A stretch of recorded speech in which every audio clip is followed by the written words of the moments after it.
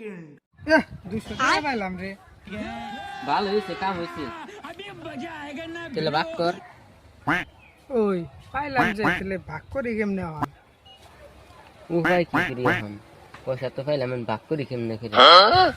উপায় কি এখন? তাহলে এখন পয়সাটা তো ভাগ করার না গো। তাহলে এখন ও যে যায় চাষা বয়ে রয়েছে, চাষার বোকালে যাই ঠিক। হ্যাঁ, নো তেলে। চাষা 200 টাকা পাইছি, ভাগ করার আছে, আমি ভাগ করে দিনছি। তাই বুঝো নাই 200 টাকা পাইছো তাই ভাগ করার তাছো না তোমরা? হ্যাঁ কি হয়েছে ধরো